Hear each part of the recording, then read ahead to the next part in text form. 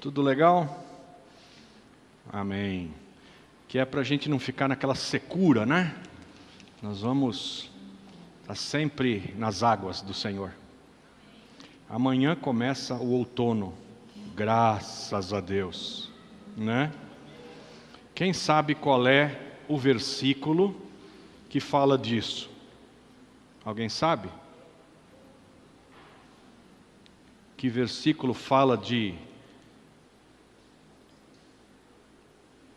frio e calor?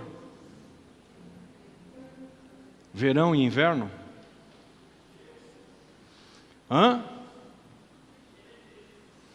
Gênesis. Gênesis o quê? Gênesis é grande, hein? Eu acho que deve ser o último versículo do capítulo 8. Vamos ver lá.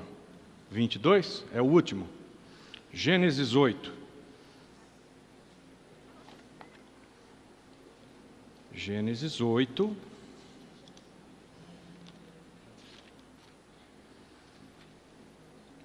(22) Enquanto a terra durar, não deixará de haver sementeira e ceifa, frio e calor, verão e inverno, dia e noite. Amém? Pergunta para o teu vizinho aí, você sabe por que você está aqui nesse curso? Pergunta para ele. Eu estou aqui para estudar a Bíblia.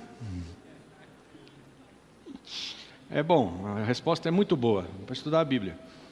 Mas nós estamos aqui por uma questão de apologética. Diga para o seu vizinho, estou aqui por apologética. Diga para ele, quero aprender a defender minha fé. Eu quero aprender a defender a minha fé. Amém?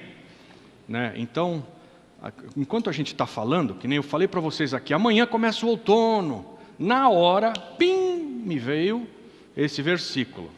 Último versículo de Gênesis 8.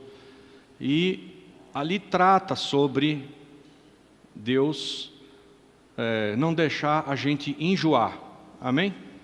Quem já está enjoado de calor aí? Levanta a mão. Quando você começa a ficar enjoado de tanto calor, ele muda, pumba. E amanhã começa o outono. Né? No meu tempo, que eu era pequenininho em Barbacena, era dia 21, agora mudaram para dia 20, eu não estou entendendo mais nada. Mas amém. O que isso tem a ver com o estudo dessa noite? Nada. Amém? Então vamos retroceder ali na aula passada, rapidinho, para pegarmos o contexto e continuarmos hoje. Vimos as duas naturezas em Cristo. Em Cristo residem a natureza divina e a natureza qual? Humana. Ok. Não são duas pessoas, mas duas naturezas em uma única pessoa. Tá? Quem mais tem duas naturezas? Ninguém, só Jesus tem a natureza divina e a natureza humana nele, ok? Ele é único e não há outro. Nós não temos a natureza divina em nós. Ele é Deus, nós não, tá? Né? Se alguém pregar para você que somos deuses, não, nós não somos deuses, nós somos criaturas, né? Uma vez eu assisti um preletor, um pastor, pregar, dizendo, Deus é uma criatura maravilhosa, não é, gente? E eu disse, ai, Senhor, Deus não é uma criatura, Deus é o Criador. Nós é que somos as criaturas, amém? Aleluia! A encarnação de Cristo não foi temporária, Ele vai continuar sendo homem. Vimos isso a semana passada. Sua natureza humana continuará para sempre. O corpo de Jesus que morreu na cruz foi transformado em um corpo glorioso.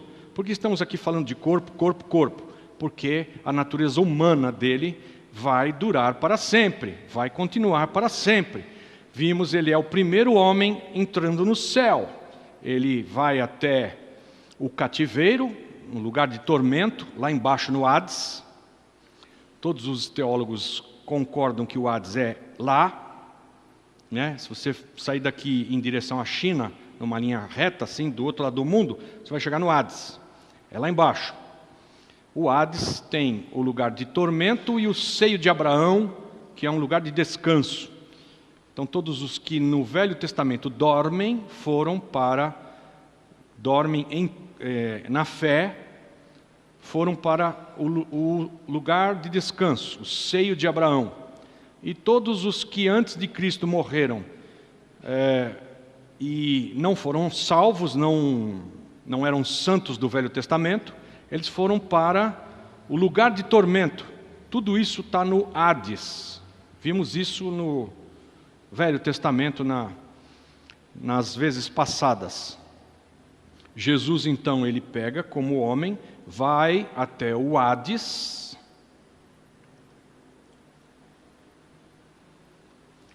por isso na cruz ele diz para o ladrão: ainda hoje estarás comigo no Hades.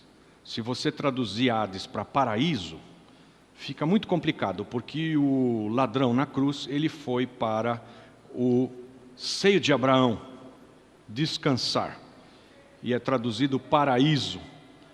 Mas o Hades tem 3 compartimentos: o seio de Abraão, o lugar de tormento, e entre os dois um abismo, e o fundo do abismo se chama Tártaro.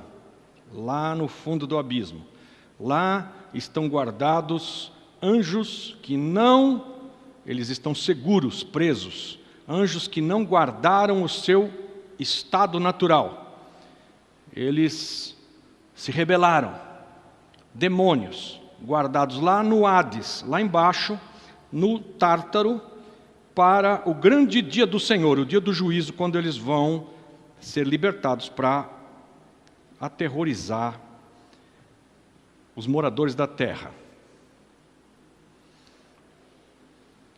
Diga para o seu vizinho: você está com uma cara de assustado, apavorado? Fica tranquilo. Deus há de nos tirar daqui antes disso. Né? Essa é a nossa expectativa. Retomando então a linha de raciocínio, Jesus vai até esse...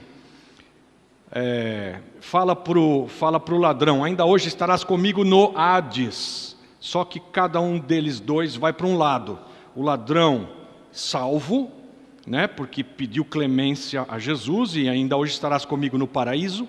Lá embaixo no Hades, no seio de Abraão, chega lá o ladrão para descansar. Jesus não vai descansar. Jesus vai no Hades e ele vai para o lugar de tormento, aonde todos os condenados, ali pode ser traduzido para o inferno.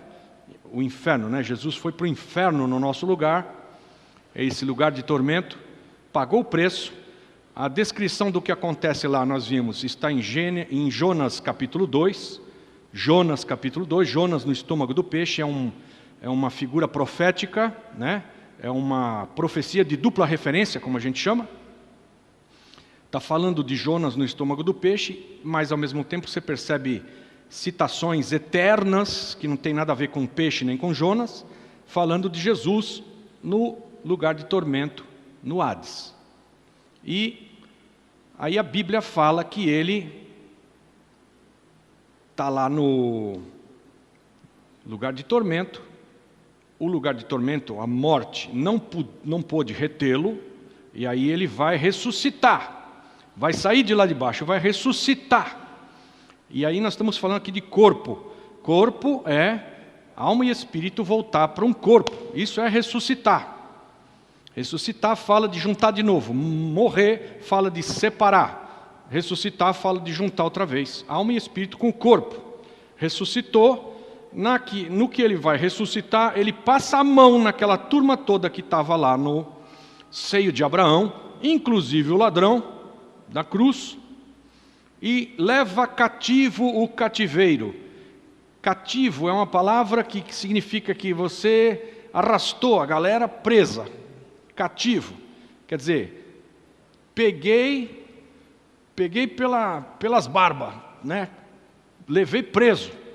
Cativo o cativeiro, porque aquela turma estava em cativeiro, estava presa lá no seio de Abraão.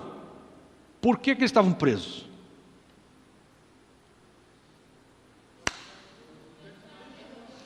porque não dava para ir para o céu estava fechado, Jesus é o primeiro que vai, e nós vimos isso também, que ele declara para Maria Madalena, não me toques, porque eu agora, como sumo sacerdote, tenho que estar limpo, e eu vou ter que ir até o céu, me apresentar ao meu Pai, como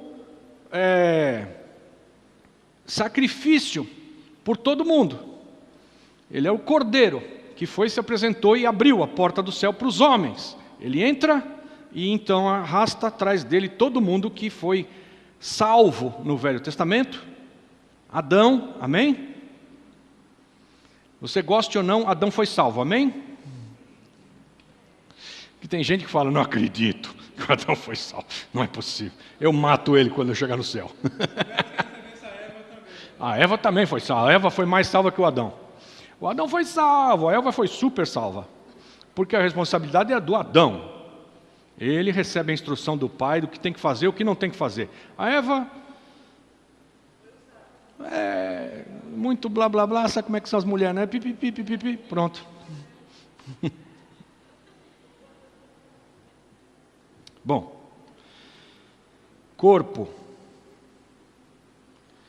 O corpo de Jesus que morreu na cruz foi transformado em um corpo glorioso na ressurreição. Ele é o modelo do nosso corpo após o arrebatamento. Amém? Amém? Quando formos arrebatados, vamos deixar esse corpo. Este corpo vai ser transformado em um corpo igual que Jesus recebeu, glorioso. Não mais com limitações que este corpo tem, de gravidade. Quem já sonhou que estava voando? Levanta a mão. É profético, viu? É profético. Vai voar mesmo. Aleluia. Diga para o seu vizinho, muito antes do que você pensa, você vai voar. Jesus está chegando aí. Aleluia. Aí vimos também que a continuação da sua humanidade é vital para ele ser mediador, né? Ele é homem. E, como homem, intercede pelos homens. O que tem de muito importante nisso? É que ele é o único na Bíblia que Deus autoriza como mediador entre Deus e os homens. É Jesus Cristo, homem, está escrito lá. Ele é mediador de uma nova aliança entre Deus e os homens, é Jesus Cristo, homem. Amém? Não tem outro. Amém? Por isso nós não podemos pedir para mais ninguém para falar por nós, né? Ai, mãezinha querida, vai lá, pede para Deus no meu lugar. Santo Antônio do Catigiró, pede para mim. Não sei o que mais. Um monte de outras pessoas que os homens colocam como mediadores, mas a Bíblia proíbe. Não tem outro mediador, não existe. Se quer falar com Deus, você fala direto. E se alguém é mediador entre nós e Deus, é Jesus. Homem, Jesus Cristo homem. Então, ele vai continuar mediando.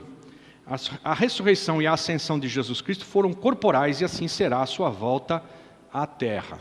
Foi também o que nós vimos por último. Ou seja, a palavra em Atos declara, varões galileus, por que vocês estão olhando? Não sabeis que esse que vocês veem subir, da mesma forma voltará? Em corpo. Então, tem muitas religiões que poderíamos chamar de seitas, que acreditam que Jesus é uma energia, né? E que, como uma inspiração, Jesus é uma energia, uma inspiração, é um sopro, é um sentimento interior, né? Você tem que buscar Deus dentro de você, que, né, para quem não tem Deus dentro dele, mas Deus está dentro de nós.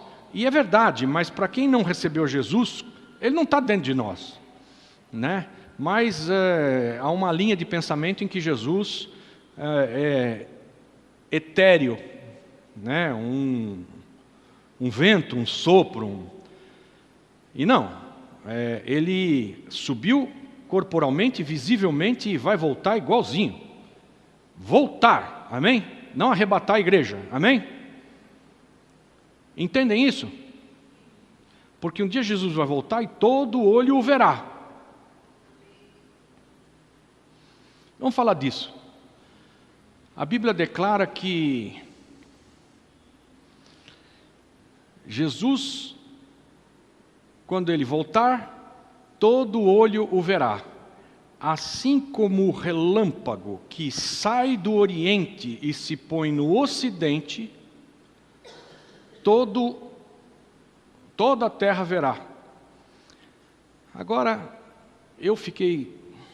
fiz engenharia, elétrica ainda por cima, né? E eu fiquei, caramba, mas como um relâmpago que sai do Oriente e se bota no Ocidente, porque o texto está traduzido para relâmpago. Eu não sei quantos de vocês já viram um relâmpago, é só você prestar um pouquinho de atenção aí fora, olhar para o lado aí da periferia, você vai ver que nós somos campeão mundial de raio. E o que faz o relâmpago? Ele sai lá de cima e cai na terra, não é? É ou não é? Agora, vocês já viram algum relâmpago sair do Ocidente e andar a terra inteira e cair lá no Oriente, assim como o relâmpago que sai do Oriente e se bota no Ocidente? Não tem. Mas a palavra de Deus não ela não erra. E, na verdade, o texto está falando que assim como a grande e resplandecente luz que sai do Oriente e se bota no Ocidente, assim há de ser a vinda do Filho do Homem. Qual é a grande e resplandecente luz que foi traduzido por relâmpago? Qual é a grande e resplandecente luz que sai do Oriente e se bota no Ocidente? O sol. Então a vinda do Senhor Jesus Cristo vai ser como o sol. O que ele quer dizer com isso? Todo olho o verá. Ele vai, não como um relâmpago que só quem está perto naquela mesma cidade vê o relâmpago caindo do céu para a terra. Não, todo mundo, porque ele sai do Oriente e se bota no Ocidente, e assim como essa grande e resplandecente luz, assim vai ser a volta, né? A vinda do Filho do Homem. Então ele vem para que todos vejam corporalmente. Amém? Tudo bem? Então vamos lá. Resultados importantes da união das duas naturezas. O ato da redenção, por exemplo, foi realizado pelas duas naturezas. Como homem, Cristo podia morrer, e como Deus, sua morte pode ter valor infinito, eterno, suficiente para prover redenção pelos pecados do mundo inteiro. Ele morre como homem e como Deus. Morre como Deus? Deus não morre. Não tem como. Mas como nele tem as duas naturezas, tem uma situação aqui que Jesus passa e que nós precisamos entender direitinho, que é a seguinte: quando ele estava em glória com o Pai, glória eterna, antes da fundação do mundo, antes da criação, ele era Deus. Ele continua sendo e sempre continuará sendo Deus. Amém? Mas ele se propõe como Deus a vir aqui e também se fazer homem, além de Deus, se fazer homem. Amém? E essa morte que ele experimenta aqui, que não é Deus morrendo, mas é uma morte, não é Deus se extinguindo, mas é uma separação, porque a palavra morte significa separação.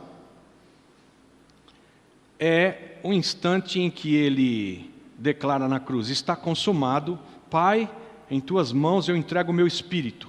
E o que acontece ali quando ele declara: Pai, em tuas mãos eu entrego o meu espírito, e morre? Deus vira as costas para ele e Jesus se queixa de: Pai, por que me abandonaste? Por quê? Porque Deus o abandona, porque ele ali estava na posição de cordeiro, sendo separado de Deus, morto, por nossa causa, para pagar o nosso pecado. Ele, por 3 dias, ficou separado de Deus, no Hades, pagando o preço pela nossa transgressão. E, Pai, por que me abandonaste? É uma morte, diria, espiritual, é uma separação de Deus. Nós, todos os que nascem neste planeta, nascemos mortos espiritualmente, separados de Deus, morto. Depois você vai se religar com Deus outra vez, não mais ficar separado. O homem tem um anseio por se religar com o Criador, com o Pai. O homem, no anseio de se religar com o Criador e o Pai, ele inventa religião, que é uma palavra que se origina de religar. Religar-se o homem com Deus, o Criador, o Pai. Religião não é a solução para nos religarmos com Deus. Qual é a solução para nos religarmos com Deus? Quem dá não é o homem, é Deus. Ele diz: Deus amou o mundo de tal maneira que deu seu Filho unigênito para que todo aquele que nele crê não pereça, mas tenha a vida eterna. Né? Quem tem o Filho tem a vida. Quem não tem o Filho de Deus não tem a vida. Né? Eu sou o caminho, a verdade e a vida. Ninguém vem ao Pai senão por mim. Jesus é a solução de Deus para nos religar a Ele, a Deus. Jesus é a solução, a pessoa de Jesus. Você tem Jesus em você, no teu coração? Permite que Ele habite, que Ele viva em você? Você tem a vida. Por 3 dias Jesus ficou desligado do Pai, separado do Pai, pagando o preço como homem.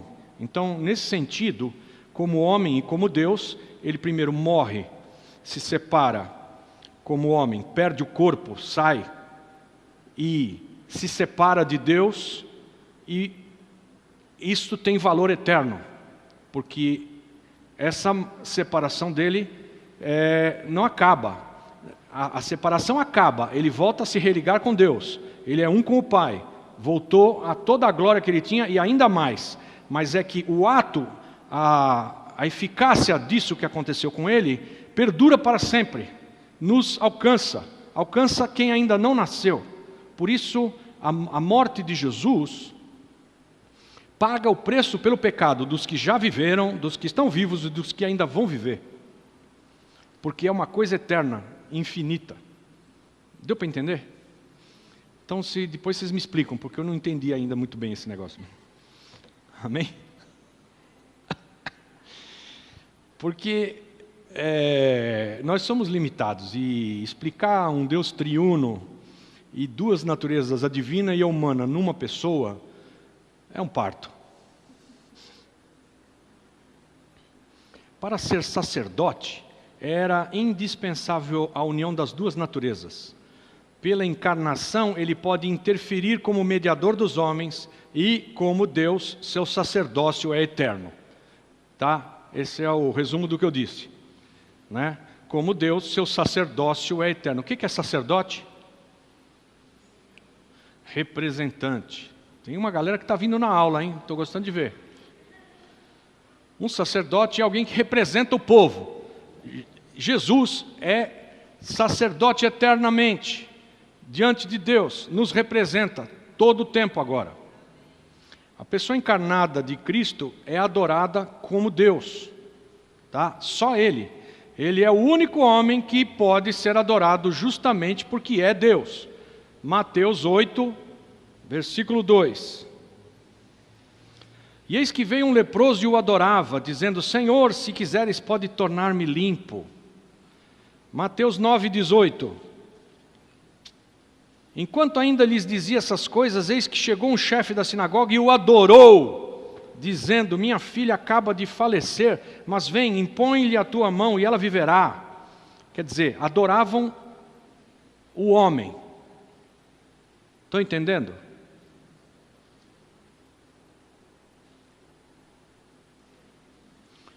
Lá no Apocalipse, eu falei isso semana passada. João adora um anjo. O apóstolo João adora um anjo, se prostra dentro do anjo para adorá-lo. E João diz: não faças isso, adora a Deus, eu sou teu conservo. Nós dois somos servos do Deus Altíssimo. Você não pode se ajoelhar diante de um anjo. Adora a Deus. O que ele está querendo dizer? Adoração é absolutamente restrita a Deus, mais ninguém. Mas adorar a Jesus corporalmente é lícito. Porque ele é Deus. Fica provado que ele é Deus. Ele não repreende ninguém que o adora. Porque ele é Deus. Quando ele chegar aqui de novo em corpo glorioso, você pode beijar o pé dele, adorar. Você não pode beijar pés de barro. Mas os de Jesus você pode. Quando Jesus Cristo subiu em corpo ao céu, sua natureza divina voltou ao lugar de glória, como falei. E a sua natureza humana foi exaltada. É como Deus homem que ele está à direita do Pai. Então, primeiro ele estava, a gente costuma didaticamente falar na eternidade passada, o que é uma bobagem. E a eternidade futura. Por que didaticamente falamos dessa maneira? Porque existe andar para trás sem fim, existe andar para frente sem fim, e existe o princípio e o fim, que é um tempo em que Deus criou. É como se toda a criação que Deus fez estivesse restrita a um ponto. Mas por nossa causa Deus esticou isso aqui, criou o tempo. Começo, criação, no princípio e no fim da contagem de tempo. Aqui se conta o tempo. Para lá não se contava tempo nenhum, sempre existiu. Para lá não vai se contar mais tempo nenhum, sempre vai existir. E aqui tem uma história. Nós estamos restritos a isso. Nada como um dia depois do outro, não é? Mas para Deus é eternidade e eternidade. Então, primeiro ele sempre esteve com Deus. E a gente chama isso da eternidade passada, antes dele criar os céus e a terra. Sempre esteve. Agora ele volta a subir ao céu, ressuscitado, e ocupa de novo o mesmo lugar de glória que ele tinha. E mais, além de toda a glória que ele tinha como Deus, agora também ele ocupa um lugar de glória como homem, no céu. Ele incorporou isso, né? A palavra incorporou é muito boa aqui, porque ele veio, tomou um corpo, virou homem, arrumou outro corpo melhor para ir morar no céu, e incorporado ele está lá como homem. Toda a glória como Deus, toda a glória como homem. É como Deus homem que ele está à direita do Pai. 1 Timóteo 3,16, vamos lá.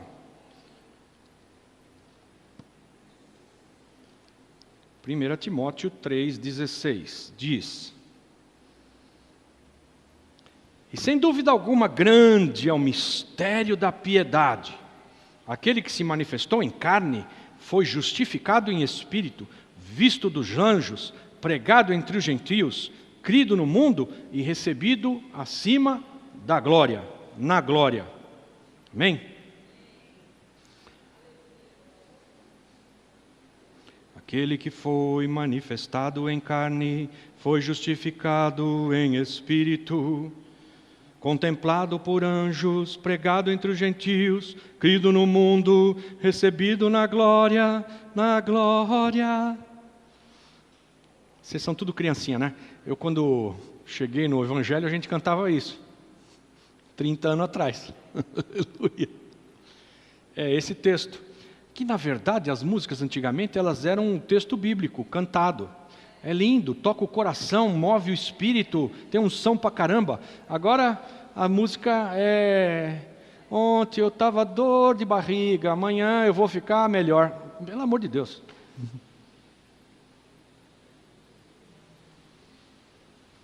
Vai assistir Rua Azusa, não perca, é power, muito tremendo. Está no Teatro Procópio Ferreira, na Augusta. Tem que ir, não perca. Hã? Tem que levar lenço. Leva logo um papel higiênico inteiro. Glória infinita e humanidade perfeita são compatíveis na pessoa do Senhor Jesus Cristo. Glória infinita, humanidade perfeita. Essa palavra é bem forte, humanidade perfeita. Porque quando Deus criou Adão, o criou para ele ser perfeito. Anda na minha presença e ser perfeito. E ele era para fazer isso. Até que ele resolveu ir dar uma voltinha. E sair da presença de Deus e perdeu, caiu. Não era mais perfeito. Mas esse plano eterno, Deus o retoma. E agora está conosco. Né? O bastão está comigo e contigo. Anda na presença de Deus e ser perfeito. Nós, nova criação. É conosco o assunto agora. Então, humanidade perfeita vai existir, viu? Diga para o seu vizinho aí, para com esse papo que ninguém é perfeito. Diga para ele. É porque você diz assim, né? Quando você dá aquela pisada na bola federal, você diz assim, mas é que nós somos humanos, né? O ser humano erra. Pois é.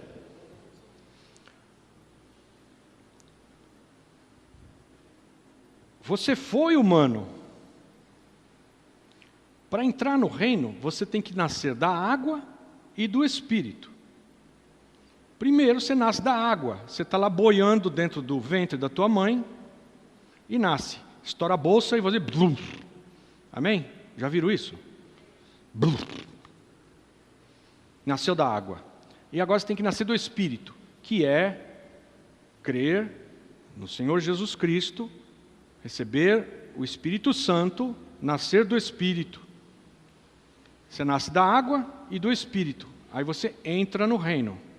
Então você tem que ser feito homem, humano, e depois você tem que nascer do Espírito. E aí você já não é mais homem, é o quê?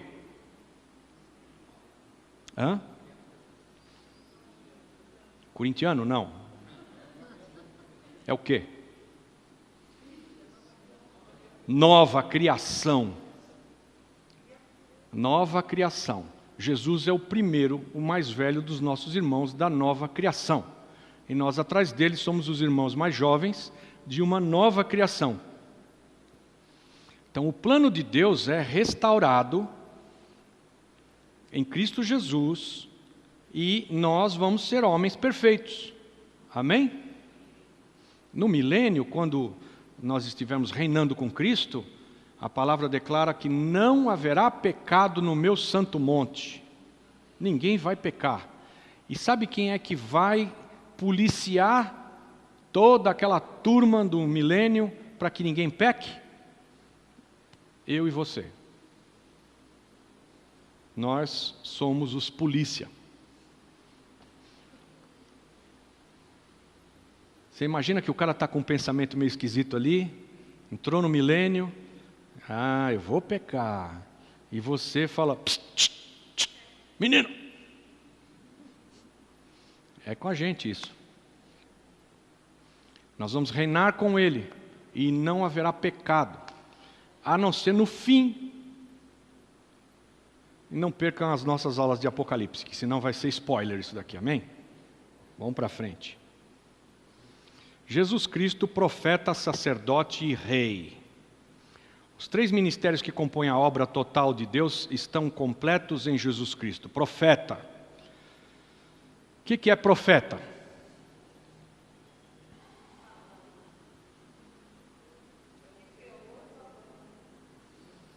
Eu vou te dar uma dica. Profeta é o contrário de sacerdote. Profeta é o representante de Deus diante dos homens. E sacerdote é o representante dos homens diante de Deus. Sacerdote representa o povo diante de Deus. Profeta representa Deus diante do povo. Ele é profeta e sacerdote. Quem é profeta e sacerdote é posto na posição de rei, de cabeça. Jesus é profeta, sacerdote e rei, cabeça. Esse é o modelo que Deus tem para a tua casa, para a minha casa. A família tem que ter um profeta, sacerdote e rei dentro de casa. Jesus é o modelo.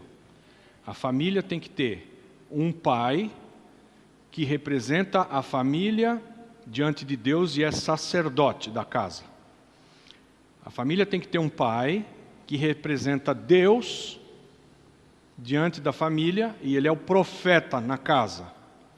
Quem assume o papel e exerce o sacerdócio e a profecia dentro da casa é posto por cabeça da casa, rei, cabeça.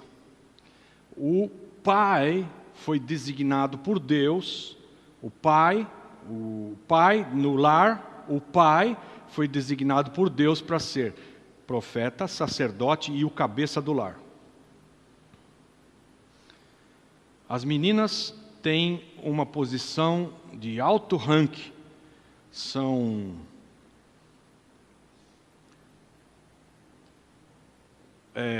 ajudadoras idôneas. Elas não foram criadas, os homens não foram criados por causa das meninas. As meninas foram criadas por causa do homem. Em 1 Coríntios 11 você vai ler, está escrito lá que a mulher, a esposa, tá? Não estou falando da mulher que não está casada, estou falando da mulher dentro do lar. A ordem no lar é essa de sacerdote, profeta e rei, dentro da casa. A mulher, ela tem a sua posição de uma missão debaixo da missão do marido dentro do lar. Submissão não quer dizer virar capacho do marido. Quer dizer que você tem a sua missão, você é coigual, ajudadora do marido, mas o marido deve exercer o sacerdócio e a profecia. Quando o marido exerce o sacerdócio e a profecia, automaticamente a casa toda o coloca como rei da casa, cabeça. Quando o marido é uma anta e não é profeta, não é sacerdote, abre-se uma lacuna dentro da casa que as mulheres dizem, você não é? Mas pode deixar que eu sou. E vão ser elas os sacerdotes da casa e representar toda a casa diante de Deus. E vão ser elas a profeta da casa, a profetisa que vai representar Deus dentro da casa. O que acontece? Toda a casa a coloca como chefa, como cabeça. Mas a palavra de Deus em 1 Coríntios 11, como eu te falei, diz que a mulher é a glória do marido, o marido é a glória de Cristo e Cristo é a glória de Deus. Está escrito lá, 1 Coríntios 11, depois você lê.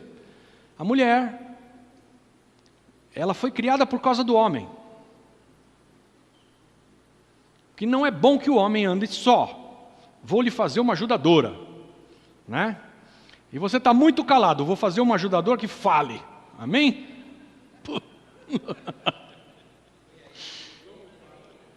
Olha, você é um cara tão calado que eu vou fazer uma ajudadora que te dê palpite.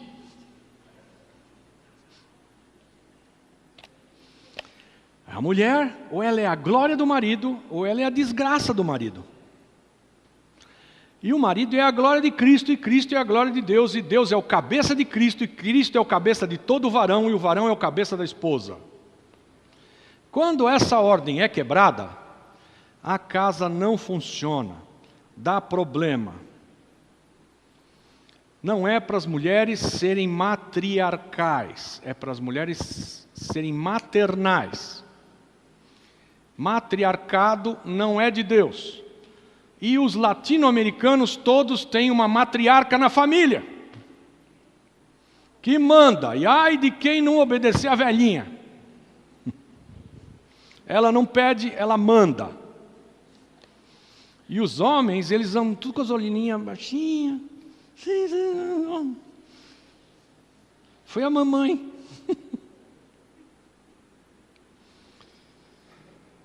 Fecha parêntese. Jesus Cristo, os 3 ministérios que compõem a obra total de Deus estão completos em Jesus Cristo. Profeta. O ministério de Jesus na terra foi essencialmente de profeta. Ele falava somente a palavra de Deus, como está em João 7, 16 e 17. Vamos lá ver.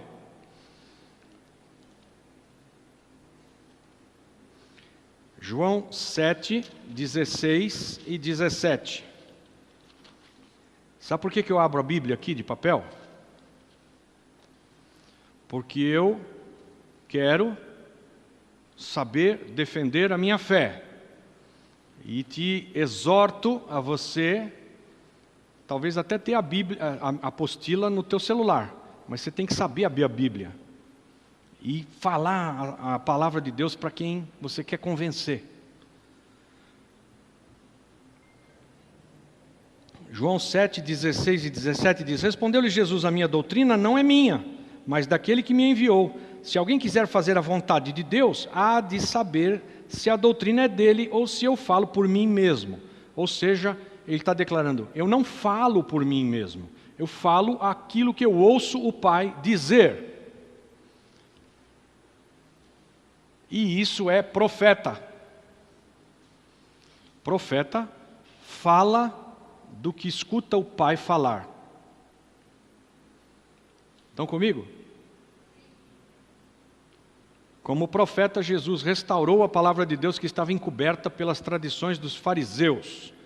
Vamos lá, Mateus 15, 1.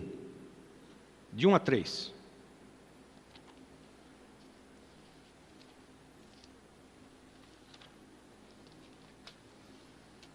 Então chegaram a Jesus uns fariseus e escribas vindos de Jerusalém e lhe perguntaram: Por que transgridem os teus discípulos a tradição dos anciãos? Pois não lavam as mãos quando comem. Ele, porém, respondendo, disse-lhes: E vós, por que transgredis o mandamento de Deus por causa da vossa tradição? Quer dizer, Jesus está dizendo para eles que ele está restaurando a palavra de Deus. Por quê? Porque os fariseus, eles interpretaram a palavra de Deus, colocando fardos sobre os homens, da interpretação particular deles, que nem eles mesmos conseguiam cumprir. Isso, a palavra lá em Apocalipse chama de doutrina dos nicolaítas. Quando o Apocalipse diz: tenho contra ti que você tem a doutrina dos nicolaítas, é gente que inventa coisas que a palavra de Deus não está falando, mas é tradição humana tão forte que nem eles próprios, os nicolaítas, fariseus, conseguiam cumprir, mas exigiam do povo.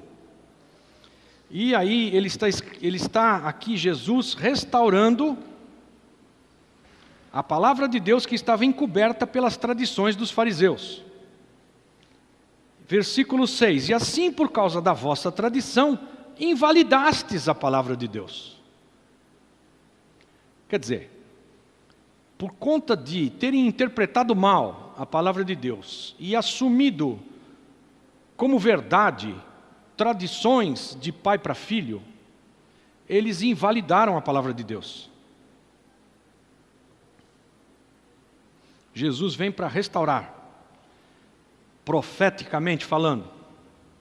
A ênfase de Jesus era para que se ouvisse a palavra. Amém? Volta lá em João, capítulo 5, versículo 24.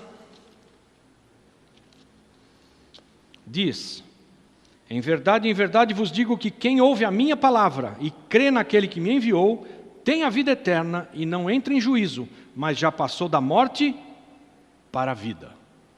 Ou seja, ele está enfocando palavra, palavra, palavra, palavra de Deus. Não o que alguns acham a respeito do que está escrito, mas a palavra de Deus. Amém? Aleluia.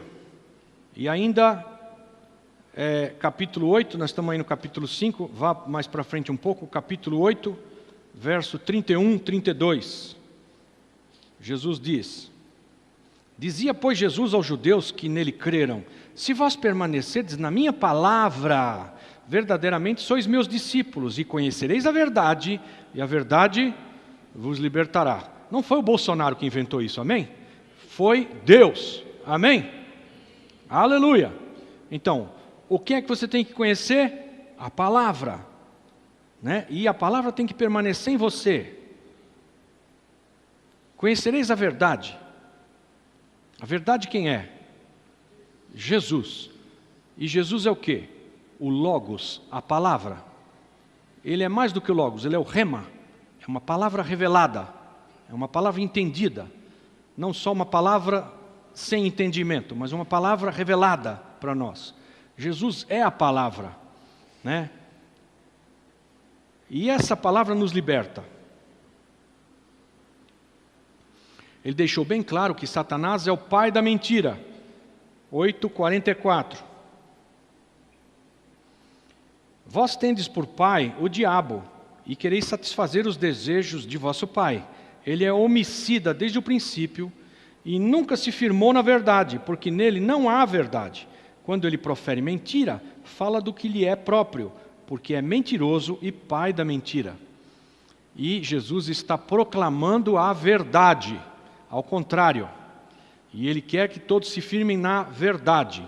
A palavra é a verdade, amém? João 17, pula aí um pouquinho. Versículo 17. Santifica-os na verdade, a tua palavra é a verdade. Jesus declara. Santifica-os na verdade. Qual a verdade? A palavra de Deus é a verdade. Santifica-os quer dizer o quê? Separa.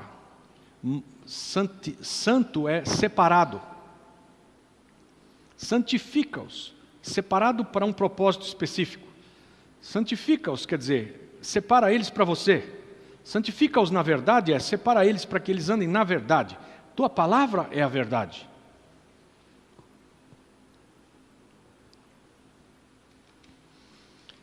Também fez uma severa advertência em João 12, 47 a 50. E se alguém ouvir as minhas palavras e não as guardar, eu não o julgo, pois eu vim não para julgar o mundo, mas para salvar o mundo. Quem me rejeita e não recebe as minhas palavras, já tem quem o julgue.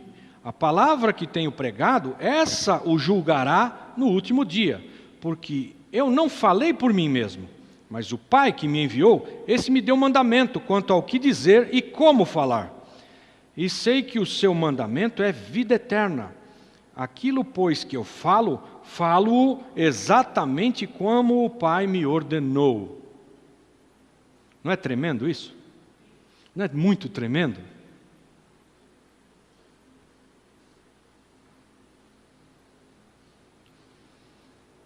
Agora nós temos que falar a verdade da palavra de Deus do jeito que Deus quer que a gente fale. Você não pode virar para alguém que está perdido aí no mundo, virar para ele e falar, raça de víbora, você vai para o inferno. É a palavra de Deus. Mas se você disser isso para ele, não é assim que Deus falou para você falar para ele. O mundo muito tempo evangelizou desse jeito, né? Arrependei-vos, raça de víboras, lá no meio da praça, de um alto-falante. Ele é tido por lunático.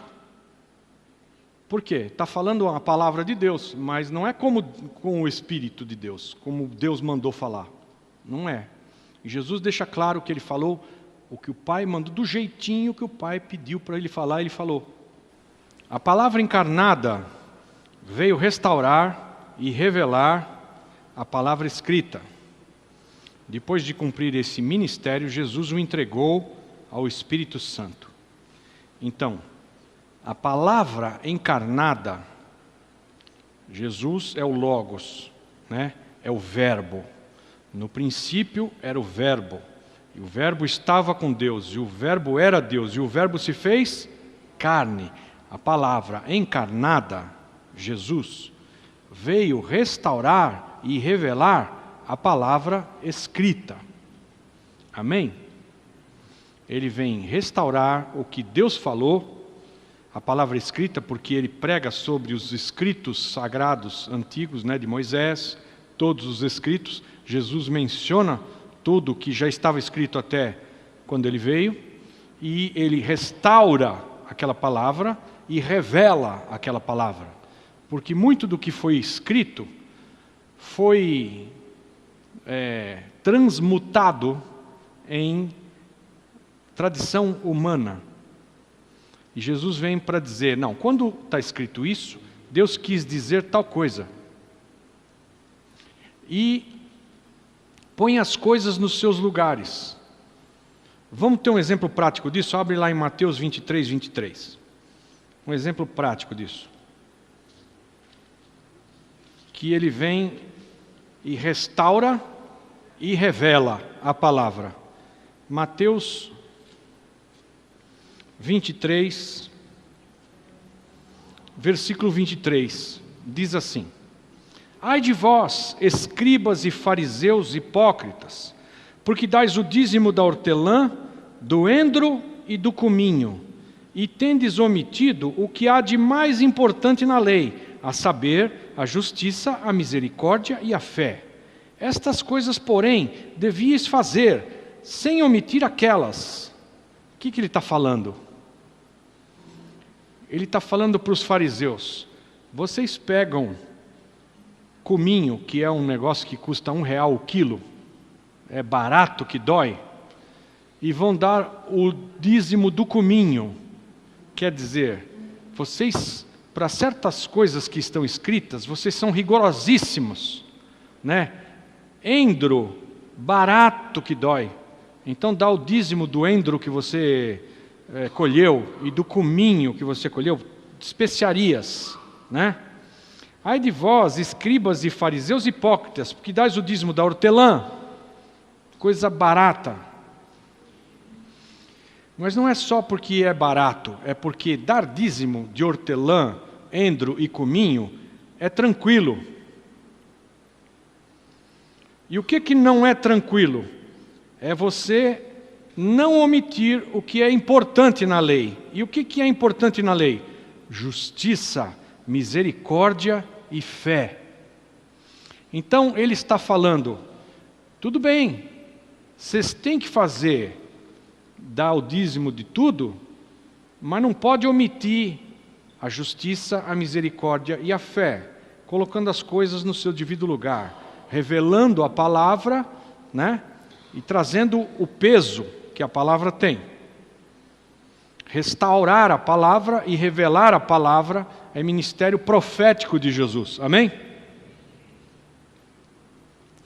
E aí, ele sobe e diz, convém que eu vá, e eu vos enviarei o Consolador, o Espírito Santo da verdade, que vos guiará a toda a verdade. Ele vos fará lembrar de tudo o que vos tenho dito.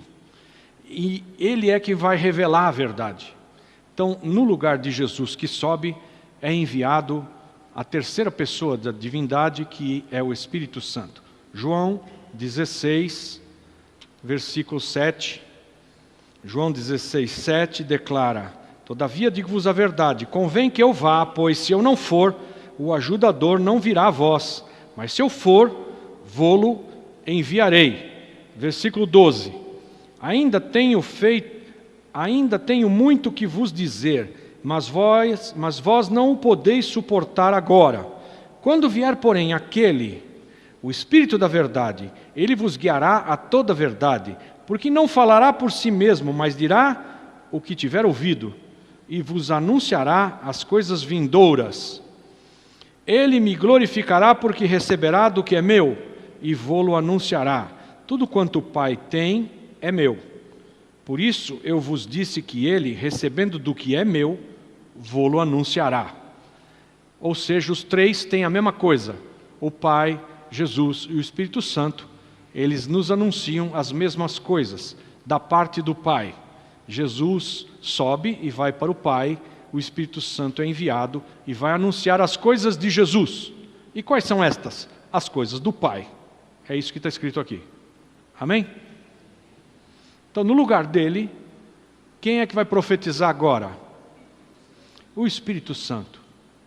E como é que o Espírito Santo vai profetizar se ele não tem corpo? Você vai emprestar a tua boquinha para ele, de bom grado, colaborando, melhor que colaborando, corroborando. Corroborar quer dizer colaborar ativamente. Corroborar quer dizer, ele não tem que te catar pelas mandíbulas e te fazer profetizar. Você de boa fé, usando o teu livre-arbítrio, abre a boca, certo de que é ele que vai falar.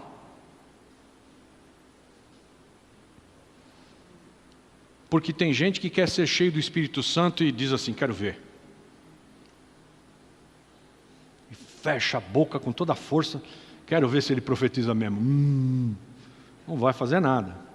O Espírito Santo é cavalheiro. Ele é gentil, doce. Se abre a boca, ele fala. Se fecha, ele para. Se abre, ele fala. Se fecha, ele fica quietinho e para. Amém?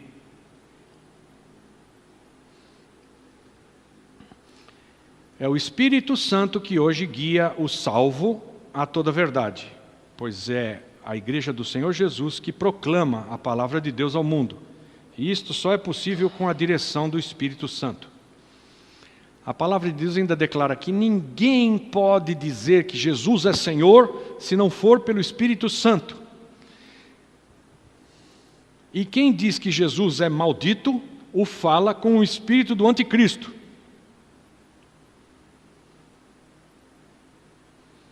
Então, se você declara que Jesus é Senhor, você falou pelo Espírito Santo.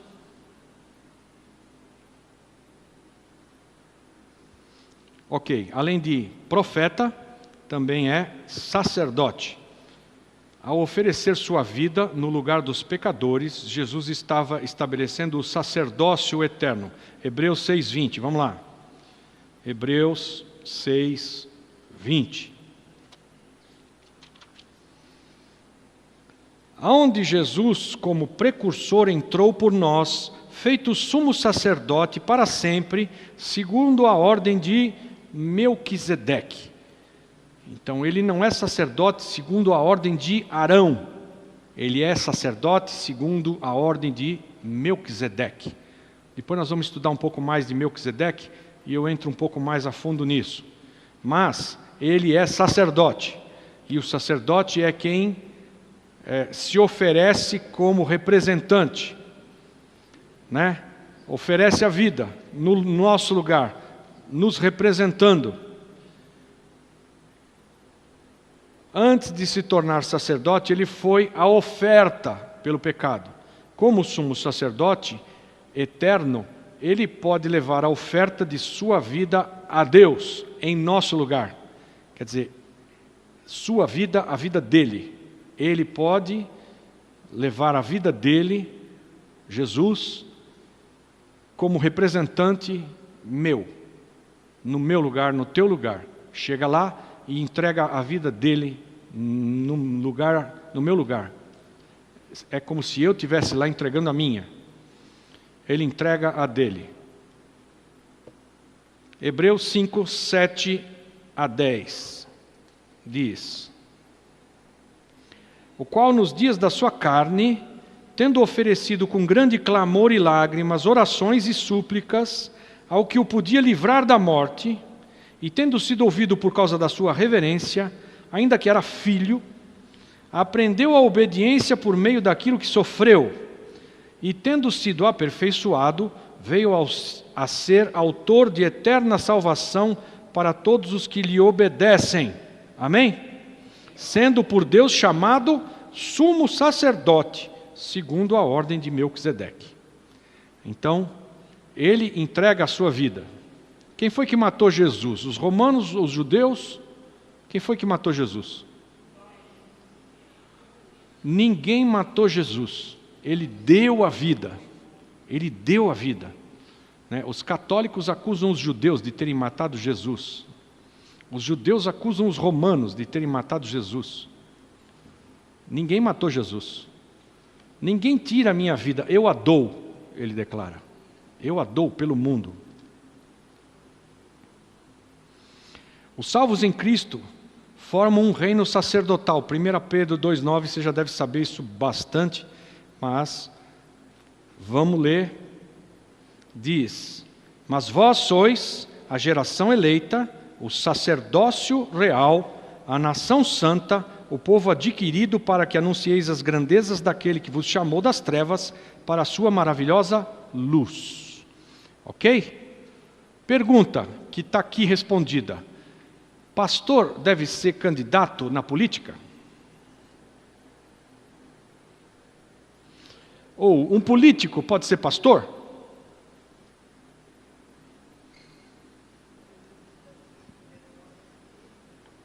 A resposta está aí. Acabei de ler. Porque veja, antigamente, no Velho Testamento, os sacerdotes, os profetas, ungiam os reis, mas eles não eram reis. O profeta era profeta, o rei era o rei, né? Samuel ungiu Davi, rei de Israel. Vocês ouviram isso domingo, amém? Um profeta tem o seu lugar de atuação, e o rei o seu. Profeta era sacerdotal, é representante, rei é governo, é política. Amém? E nós? Nós somos sacerdotais ou somos governamentais?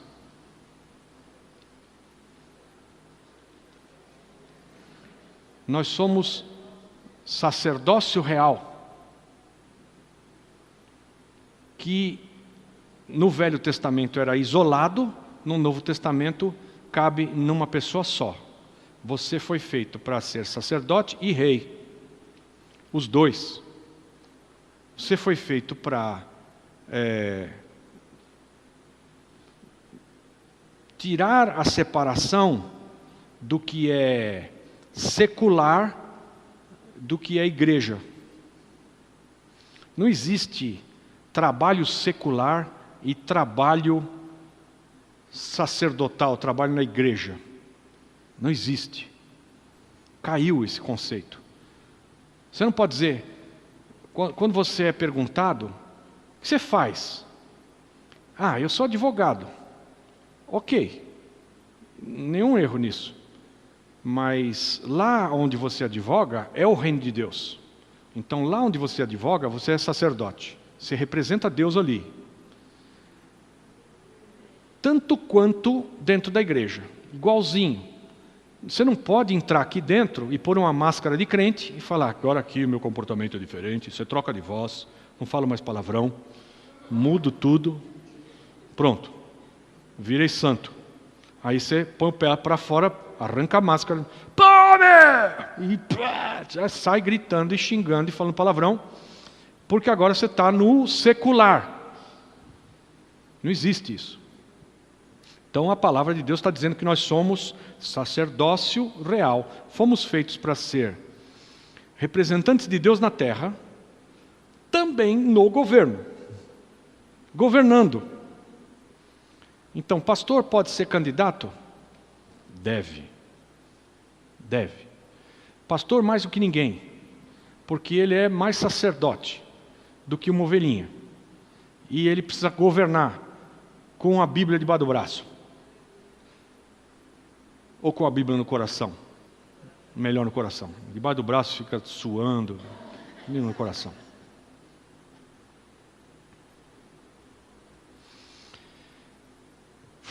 Sacerdócio real, fora isso, nação santa, povo adquirido, para que anuncieis as grandezas daquele que vos chamou das trevas para a sua maravilhosa luz. Né? Além de sacerdócio real, a Bíblia ainda nos chama de reino de sacerdotes. Além de sacerdócio real, ela inverte e chama também de reino de sacerdotes. O que é um reino de sacerdotes? É um monte de gente que reina e é sacerdote. E o que é um sacerdócio real? É um monte de gente que exerce o sacerdócio de uma maneira na realeza. Quer dizer, é governo junto com... eu não vou chamar de religião, essa palavra não é boa, né? Não é religião junto com o governo. É vida do reino, é vida de representante de Deus, junto com o governo. Representante de Deus e governo. Você foi feito para representar Deus e governar. Amém? Este é o ministério atual de Cristo, à direita do Pai. Romanos 8:34. Vamos lá. O que diz ali?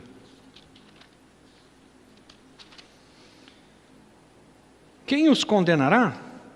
Cristo Jesus é quem morreu, ou antes, quem ressurgiu dentre os mortos, o qual está à direita de Deus e também intercede por nós. Né? Intercede é a palavra catartismos. Oh, glória! Viva o Robério! Catartismos quer dizer como um gesso é posto para segurar no lugar e restaurar um osso quebrado, né? Essa é a palavra que está aqui, que eles traduziram para interceder. É a palavra catartismos, que quer dizer capacitar e manter no lugar. Interceder quer dizer fazer, restaurar. Então ele faz essa intercessão por nós, amém?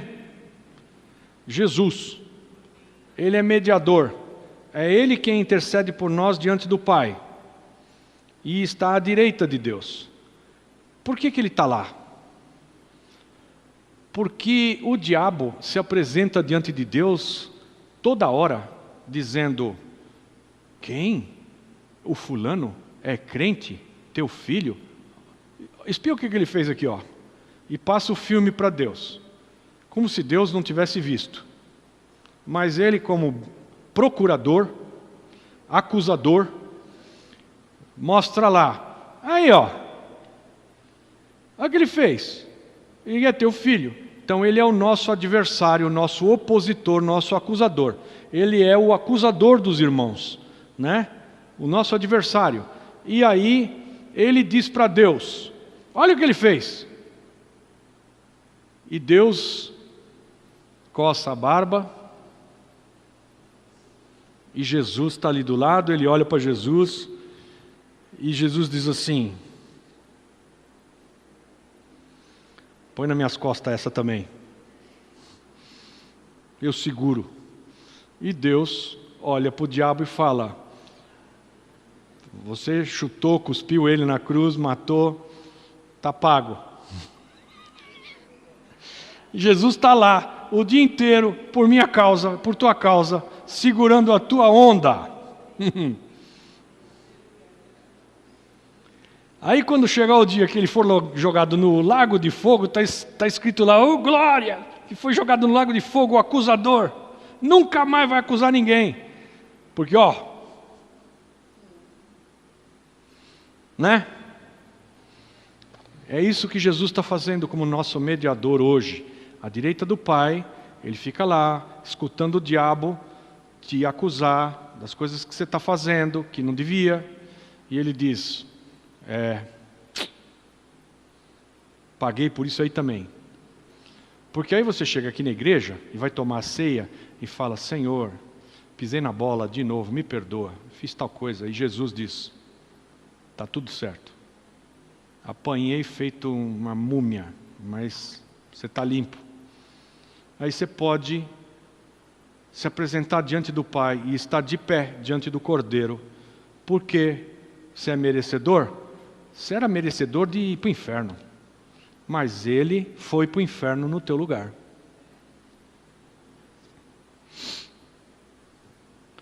E por causa de sua natureza humana, por ter sido o homem de dores e que sabe o que é padecer, Ele pode perfeitamente compreender todos os nossos problemas e provações.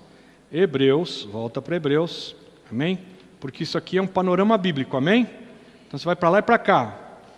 Aleluia. Hebreus capítulo 4, 15 e 16 diz: porque não temos um sumo sacerdote que não possa compadecer-se das nossas fraquezas, porém um que, como nós, em tudo foi tentado, mas sem pecado. Cheguemos-nos, pois, confiadamente ao trono da graça, para que recebamos misericórdia e achemos graça, a fim de sermos socorridos no momento oportuno. É o que eu acabei de falar.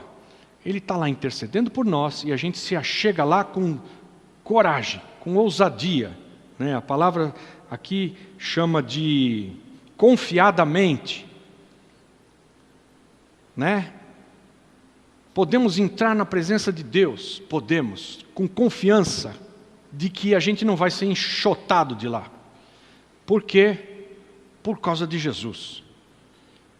E não temos um sumo sacerdote que não possa compadecer-se das nossas fraquezas, porém um que, como nós, em tudo foi tentado.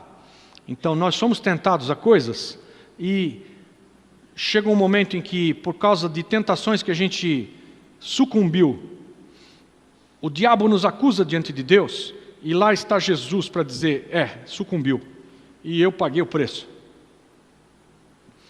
Ele não é qualquer um.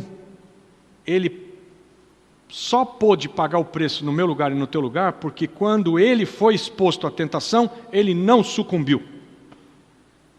Se ele tivesse sucumbido, ele não seria chamado de o último Adão, ele seria chamado de o Adão 2.0, que ia sucumbir atrás. É esse o drama. O primeiro Adão sucumbiu, o segundo Adão é chamado o último Adão, não sucumbiu em nada, não tem pecado, venceu o diabo. Ele é por isso que ele pode chegar lá e dizer, diabo, pecou mesmo. E isso aqui que você fez comigo foi por causa dele. Está pago, não tem o que reclamar. E pronto, ponto final. Agora, se você chegar lá diante de Deus com a cara e com a coragem, e falar, não preciso de Jesus, eu sou todo certinho, eu ando super na lei, não mato, não roubo, chega lá e fala isso para Deus. E deixa o diabo passar o filme da tua vida para Deus ver. Você está ferrado. Se as pessoas no mundo soubessem disso, com a profundidade que isso existe, tendo convicção, certeza disso, não tem quem não clamasse por misericórdia e por Cristo. Mas o cara se acha. E quem faz ele ficar se achando assim é o diabo. Cega o entendimento do incrédulo, ele se acha o cara, o bacana, o bonzinho. Eu me entendo com Deus, não preciso de ninguém. É independente. O mundo anda assim. Mas nós sabemos que nós precisamos de um sacerdote que nos representa, intercede por nós. E ele é rei. O estabelecimento de seu governo na terra inteira ainda está no futuro, no milênio. Jesus Cristo, como Rei dos Reis e Senhor dos Senhores, implantará o seu reino cumprindo as promessas do pacto davídico. E este reino se estenderá por toda a terra. Lucas 1:31. Lucas 1:31.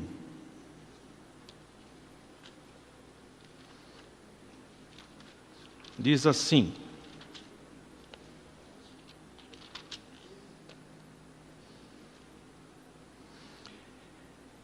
eis que conceberás e darás à luz um filho, ao qual porás o nome de Jesus. Este será grande e será chamado Filho do Altíssimo. O Senhor Deus lhe dará o trono de Davi, seu pai. Amém? E reinará eternamente sobre a casa de Jacó, e o seu reino não terá fim. Amém? O que está escrito aqui é Lucas 1,31. Porque Deus prometeu a Davi que o seu descendente reinaria sobre o seu trono eternamente. E Deus levanta a Jesus da linhagem de Davi, seu pai. Jesus estava nos lombos de Davi, e ele veio à luz como descendente de Davi, filho de Davi, e ele vai reinar, e o seu reino não terá fim, e ele vai reinar, e nós vamos reinar com ele. Jesus vai reinar sobre toda a terra, em Israel, em Jerusalém, e Davi vai reinar com ele, e Davi vai reinar sobre Israel, não sobre toda a terra. Davi vai reinar sobre Israel, e Davi vai reinar em Jerusalém, sobre Israel. Jesus vai reinar em Jerusalém, sobre Davi, Israel e o Brasil, e o resto que sobrar. Amém? E o rei do Brasil vai reinar no Brasil. Amém? Se é que vai ter Brasil, porque algumas nações vão sucumbir. Moçambique quase foi varrida do mapa. 90% de Moçambique foi com o cataclisma lá. Como chama o treco? Ciclone. Muita gente morreu. Aliás, eu pedi para a Jane orar aqui, interceder na quarta-feira passada. Fizemos um clamor, né?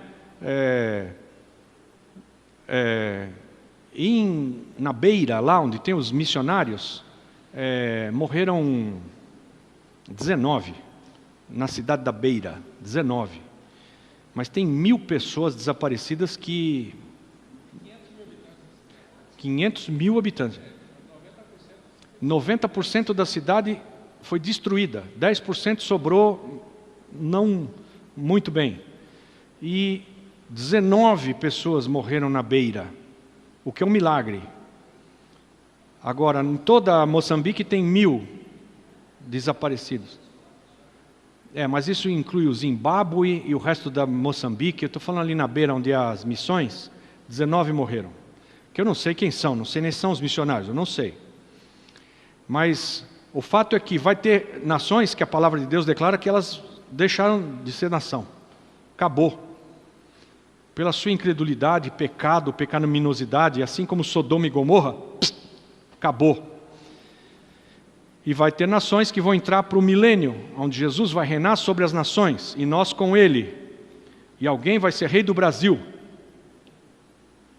E alguém vai ser rei dos Estados Unidos. E alguém vai ser rei de Israel, Davi. E um vai ser o rei dos reis, o Senhor Jesus, vai reinar para sempre. Então, ele é rei. O reino dele está no futuro, vem com o milênio. De Adão, a história contada aqui biblicamente, de Adão, e as gerações de Adão até Abraão, de Adão a Abraão, 2000 anos, 2 dias. De Abraão a Cristo, 2000 anos, 2 dias. De Cristo até o retorno de Cristo, 2000 anos, 2 dias. E aí se estabelece o 7º dia, o dia do descanso, o 7º dia de 1000 anos. Adão a Abraão, 2 dias, 2000 anos. Abraão a Cristo, 2 dias, 2000 anos. Cristo até Cristo voltar, 2 dias, 2000 anos. Termina o 6º dia. Nos últimos dias derramarei o meu espírito sobre toda a carne, e vossos filhos e filhas profetizarão. Quais são esses últimos dias? Os 2 últimos dias, de Cristo até Cristo voltar, são os últimos dias, 2000 anos. Não é na véspera do arrebatamento que ele vai derramar o Espírito sobre toda a carne. É de Cristo até Cristo, 2 dias, 2000 anos. Ele derrama o seu Espírito sobre toda a carne, desde o Pentecoste até agora. Aí Jesus vem e vai reinar o milênio, o 7º dia. de 1000 anos. Aí ele estabelece o seu reino. Eu te digo isso porque nós estamos na beira, né, para falar o nome da cidade lá. As portas do estabelecimento do reinado do Senhor Jesus. Dá para perceber isso no ar? Você sente esse negócio, a malignidade explodindo no mundo inteiro? A maldade, mas também a peste, a guerra, o cataclisma, a confusão. Confusão é global, é fake news, tudo é enrolado, ninguém sabe o que é meio verdade, o que não é muito verdade, está tudo nublado. Isso está tomando conta do mundo inteiro, está assim, não tem preto no branco, pão, queijo, não tem mais essas coisas. Agora depende, tudo depende, né? É relativo. O mundo está desse jeito. Isso às vezes deixa a gente assim com aquela expectativa de estamos às portas de acontecer um negócio. E hoje no nosso almoço aqui em cima a gente estava discutindo sobre isso, eu, a pastora Jane, a Tarsila, porque tem alguém aí falando de uma linha do tempo dos acontecimentos e ele fala de uma posição que também eu acredito que seja essa, que é de uma grande catástrofe mundial acontecendo, enorme, como nunca houve. A Bíblia diz que as ilhas vão sair do lugar, o mar vai virar deserto, as águas vão ser jogadas e vai cobrir onde não tinha água nenhuma. Então dá um tranco na terra que vira tudo ao contrário, e vai ter um grande cataclisma, como foi em Brumadinho. Você imagina um troço assim que rebentou de repente e blum.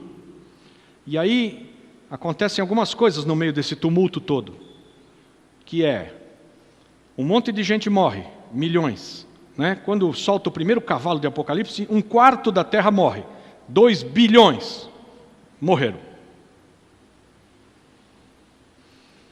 Primeira coisa que acontece. Segunda, um monte de gente não é encontrado, porque cataclisma é igual Brumadinho, tem tantos desaparecidos, e no meio dos desaparecidos tem um arrebatamento. Por que eu entendo que gente vai desaparecer e vai ser contado como desaparecido no cataclisma? Está debaixo da terra, enterrado em Brumadinho com 15 metros de lama em cima. Eu estou falando a nível mundial. Porque Deus sempre dá margem para o incrédulo continuar incrédulo. E o crente crê ainda mais. E quando tem um baita de um cataclisma mundial, e um monte de gente morre, e outro monte desaparece, vai ter um monte de gente que foi arrebatado, sumiu, desapareceu, é dado por morto, sumiu, e tem um outro monte de gente que está enterrado mesmo lá, que não foi arrebatado, sumiu, do mesmo jeito. Aí as manchetes dizem, milhões morreram, milhões estão desaparecidos. Não tem nenhuma notificação sobre ninguém ter sido arrebatado.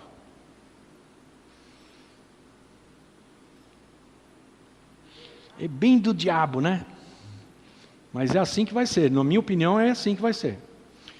Pô, mas vai ter um lugar aí onde o cara sumiu, está abraçado lá com a esposa, e a esposa, pecadora pra caramba, ficou, e o cara sumiu. Vai. E aí vai ter testemunho disso, vai. E quem é crente vai acreditar mais ainda. E quem é incrédulo vai dizer, que é isso, está doido. Ficou bobo com o que aconteceu, ficou louco. É um trauma tão grande que ficou louco, não sabe nem o que fala mais. E quem é crente vai acreditar mais ainda. E quem é incrédulo vai desacreditar mais ainda. Eu estou louco para chegar ao Apocalipse, aleluia.